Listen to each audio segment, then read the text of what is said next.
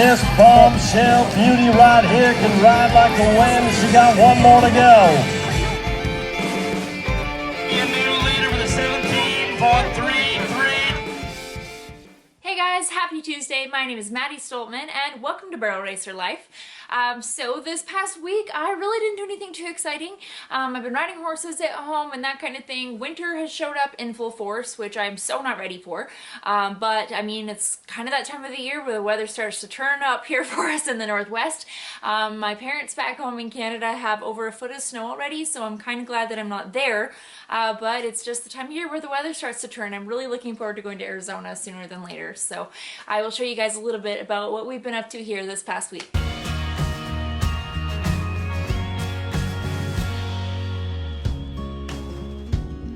Alright, everybody's got blankets on. Don't start that already. Winterizing the trailer. There we go.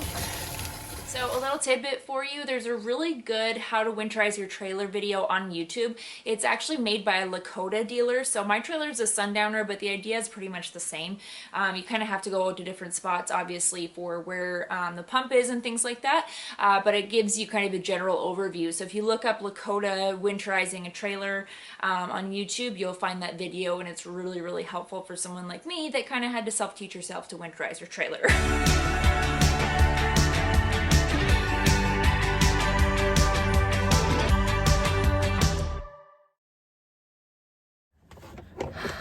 It's cold. I'm not ready for this yet. Neither is Buster. Good morning, boys. It's cold. Well, I'm bundled up and I'm going outside. I don't like to ride in the winter. I'm not gonna lie to you. It's not my favorite thing.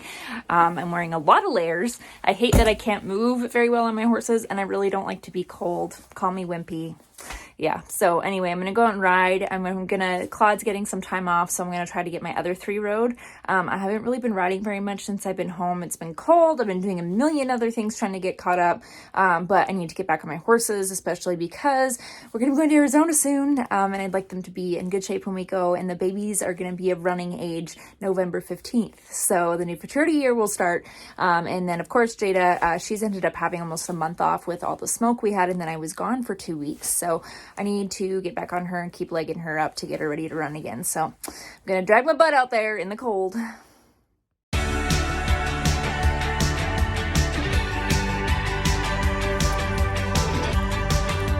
I'm riding and it's gonna be cold out like this. After I'm done, I put a cooler on.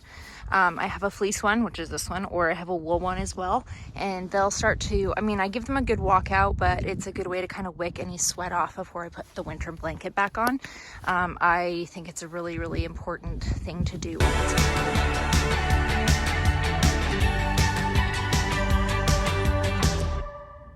I rode one horse and I threw my back out. I have not done this bad in I don't even know how many years. I have mild scoliosis and a bit of a goofed up back from some genetic things, old injuries as well. So I used to have a lot of issues with it when I was younger, and thankfully between physiotherapists and chiropractors and massage therapists and acupuncture, my life's a lot different. But I guess I was due, apparently. I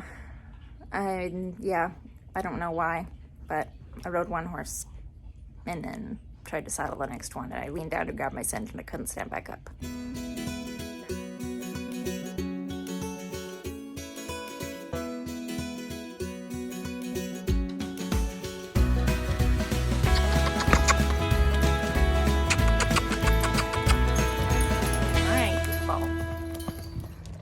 So my colts have had a few weeks off while I was away in Oklahoma, and then trying to get caught up since I've been home, and then I threw my back out. So it's been a little bit. So I'm just making sure I'm gonna lunge hot sauce first because he's a little spicy and it makes me nervous to get on him after he's had a break. So I'm gonna wear him out a little bit in the round pen first. It's getting so big.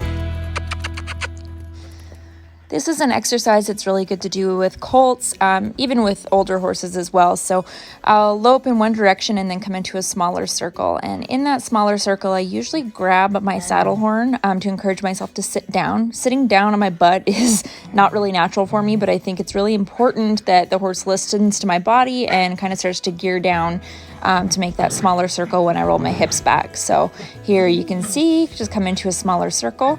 And then I won't do the same spot for my smaller circle. I will put my smaller circle on a different spot of the big circle for the next one.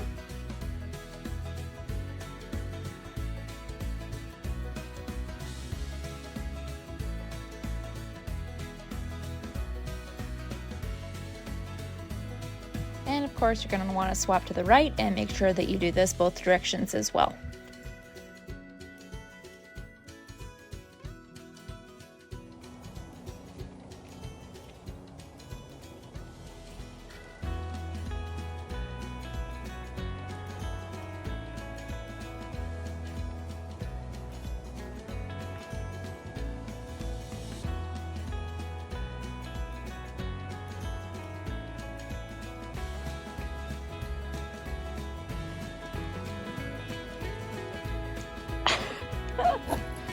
Oh yeah, that nice? Oh my gosh.